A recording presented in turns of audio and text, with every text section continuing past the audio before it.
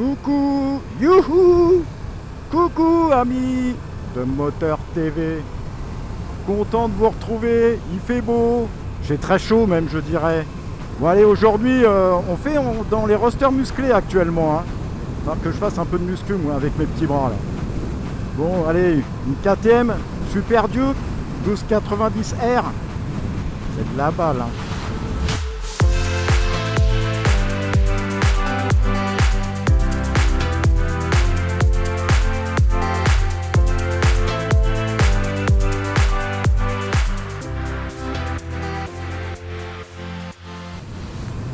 Allez, vous sortez 18 199 €. J'ai pas dit 18 200, 18 199 € et elle est à vous.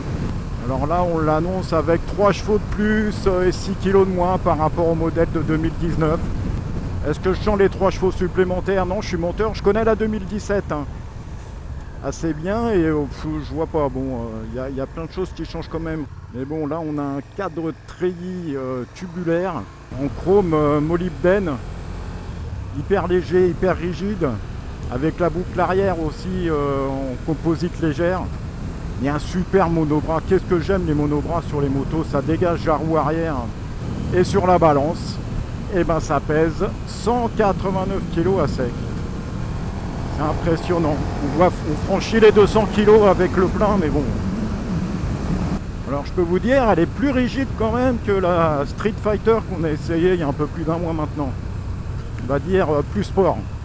Puis même au niveau architecture moteur, je le sens quoi.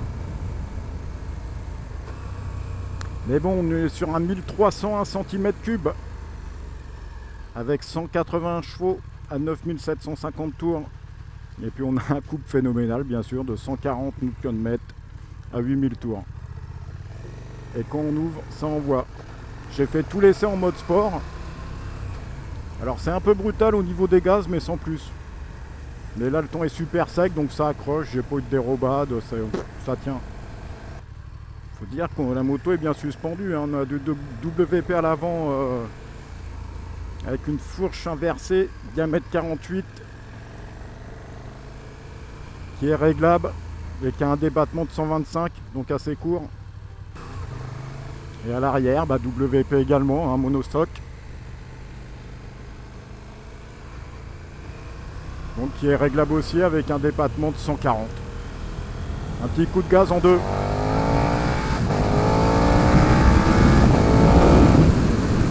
Il faut charger l'avant pour éviter qu'elle se lève. Mais rien de méchant. Il y a un anti-wheeling dessus. Donc la gestion électronique, comme j'ai aujourd'hui, les motos phénoménales quoi. Je la sens pas, ça fait une légère coupure, mais ça se rassoit pas méchamment, rien. J'aime bien mon petit coup frein de l'arrière seulement pour voir. J'ai même pas pris l'ABS, hein, j'ai dérapé derrière. Je sais pas comment les régler la moto en fait. Je suis parti stock de la Concesse.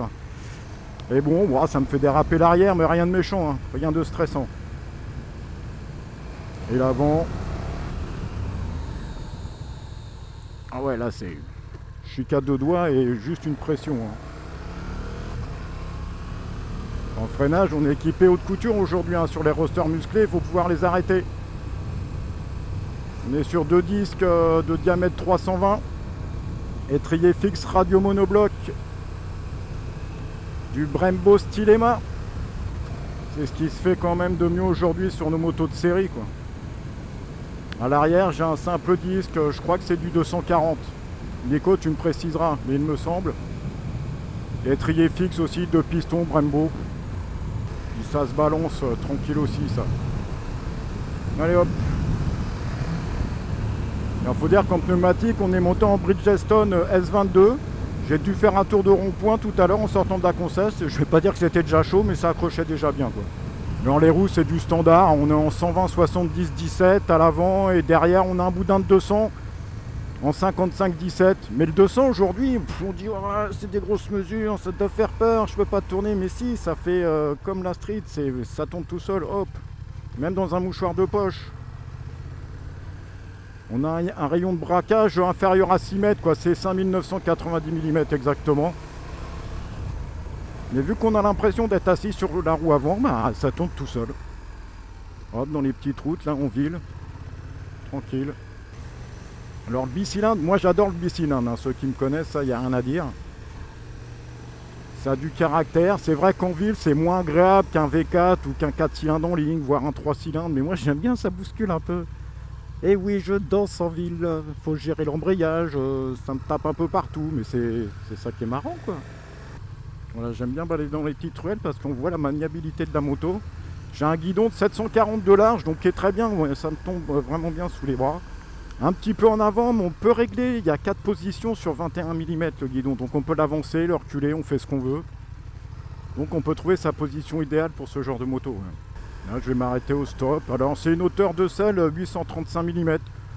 J'ai les pieds à plat. Comme je dis toujours, avec mon 1m78. Allez, si je me mets des deux côtés, ah non, je suis monteur, je suis ouais, pratiquement à plat, pas tout à fait, les talons touchent pas. Mais vu que la moto est hyper légère, 189 kg entre les jambes, c'est pas lourd. Hein. Alors quand je suis monté dessus, les premiers tours de roue, je me suis dit, la selle, j'ai peut-être avoir mal un petit peu au cul, parce qu'en plus, elle est un peu angulaire au niveau des cuisses. Et bah, pas du tout. Moi, je la trouve, je vais pas dire confortable, c'est pas un Goldwyn. Mais ça fait pas mal quoi. Puis la rigidité c'est pas gênant parce que ça permet, si on veut faire un peu la quéquette, allez, on peut se déhancher comme ça tranquille. Ça gêne pas. Alors bien sûr il n'y a aucune protection, hein. Je prends tout dans le nez. Donc en ouvrant en grand, en faisant un peu d'essai tout à l'heure sur des bouts de droit où il n'y avait personne. Ouais, il faut vraiment charger l'avance, baisser, avoir le coup de taureau qui va bien quoi. Moi j'ai que le coup de fifi et bon il va quand même hein, mais bon ma coco d'amour elle me massera les cervicales ce soir, c'est pas grave.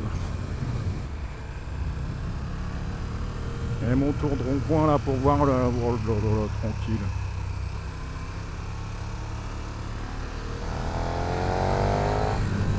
Un petit coup de frein là pour voir ça soit ouais, super. Alors j'ai pas de slider au genou mais je peux vous dire on peut poser avec ça, ils sont forcés hein. Alors là-dessus il y a le shifter montée descente. Moi elle est full option cette moto là. Donc j'ai le quick shifter plus. Alors il est un petit peu brusque selon les tours mais c'est bien, ça bouscule.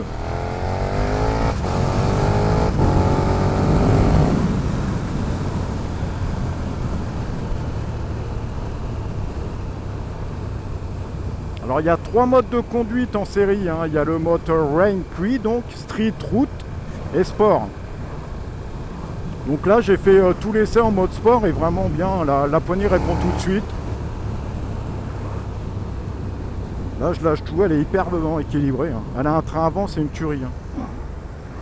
Voilà, j'allais dire c'est un couteau suisse, ben non c'est un couteau autrichien. Si je dis suisse, je vais me faire engueuler là. Et après en option, alors il y a 2 modes de conduite supplémentaires, un track et performance, mais là je pense c'est pour du circuit peaufiné aux petits oignons, c'est réglages perso, mais c'est bien. Hein.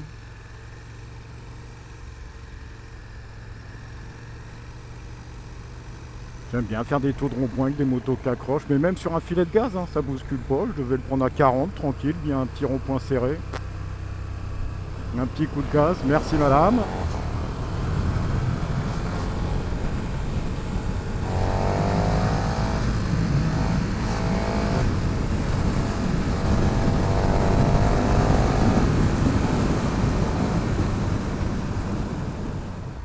Elle est assez polyvalente cette moto en fait, sur route tu peux vraiment te marrer, bon te dire que je vais traverser la France avec ça, waouh, je sais pas, c'est très très rigide comme de l'hypersport là.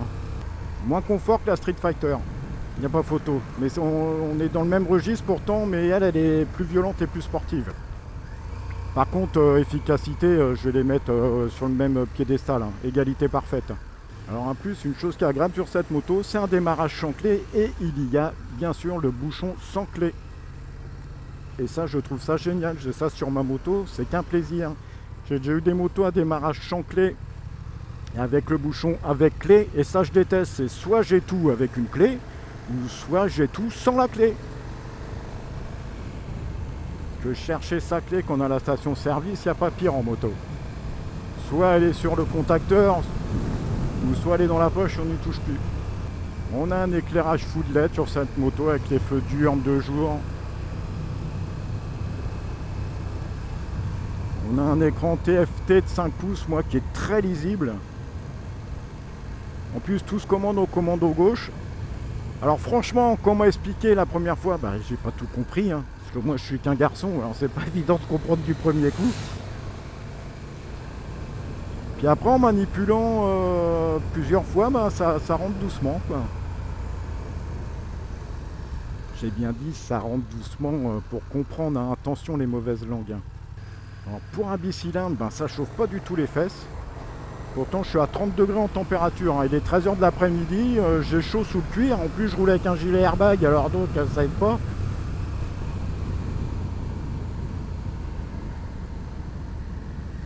Mais ça me chauffe pas comme du bicylindre d'un autre concurrent, on va dire. On va faire un petit essai, là je suis à 50, je suis en 3, ça broute un peu mais c'est jouable, on peut rester sur le filet de gaz. En 4, 50, c'est limite, on sent brouter. Mais c'est normal, un bicylindre, moi ça me choque pas du tout. Je mets la 5, mais là non, là c'est inconfortable au tonnerre. Et la 6, on essaie, mais là c'est infernal. Puis là, si j'ouvre, ça cogne trop. Donc l'idéal en ville, en 3 on peut rester, hein. Bon là j'ai personne derrière parce que je suis sur une route à 80, ils vont se dire le motard il roule plus. Voilà, tranquille, là, elle est très fluide, très linéaire en fait à la limite. Puis en 3...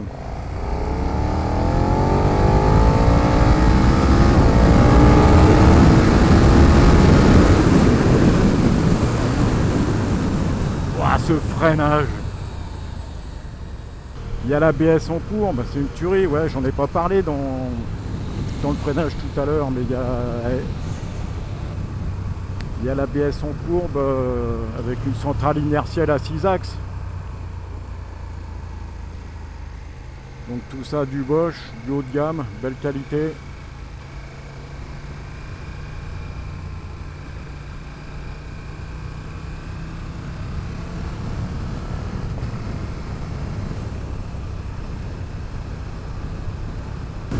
Elle est super bien équilibrée en partie cycle, hein, c'est impressionnant, hein. Ah, puis le shifter sur les motos, hein, je me répète sur le nombre d'essais là qu'on a déjà fait avec les motos équipées de shifter, mais c'est que du bonheur, hein.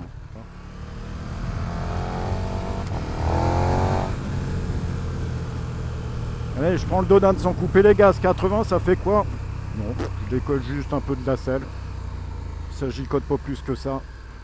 Par contre, ça doit consommer un peu parce que bon, il y a un réservoir de 16 litres et les données conso 6,9. Donc ça fait une autonomie selon constructeur à plus ou moins 250 km. En jouant avec, comment vous dire, ça consomme un peu plus.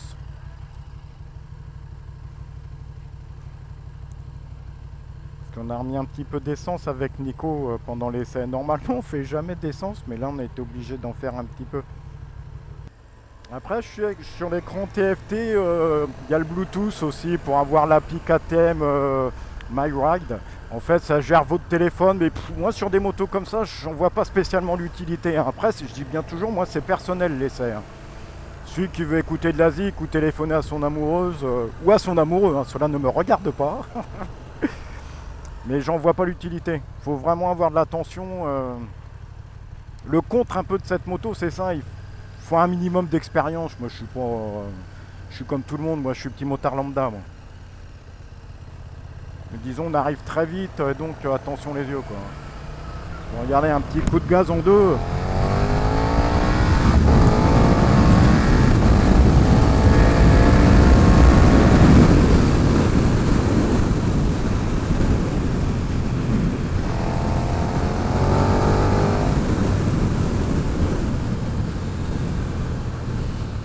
Oh, tu peux faire des freinages de trappeur avec ça, c'est un truc de dingue. Bon, merci à toi, France, hein, pour le prêt de cette moto. Et puis à la nouvelle concession KTM à Saint-Maximin. Venez y faire un tour, c'est génial. Il a un super showroom, il vient d'ouvrir. Puis l'accueil est toujours aussi cool. Moi, j'aime bien les gens cool. Allez, bisous à tous. Je me suis régalé avec cette mobilette. Que dire, cette KTM 1290R. Que du bonheur. Allez, bisous à tous. Salut!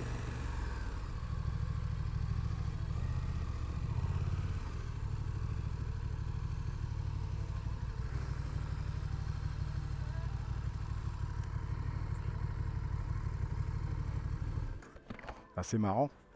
C'est marrant. T'es dans la même philosophie que la Street Fighter, mais elle est plus violente. Et moi, je la sens plus rigide. Maintenant, il faut régler les suspensions. Il faut aller toucher tous les boutons. Les ingénieurs, ils ont fait ça, c'est pour toucher les boutons. Il faut aller régler. Je vois le raccord du pont que j'ai pris pour comparer. J'ai pris à peu près la même vitesse, légèrement au-dessus de 80. Et le raccord, je l'ai plus senti. En fait, elle a plus tabassé. Tu as un train avant qui est plus léger.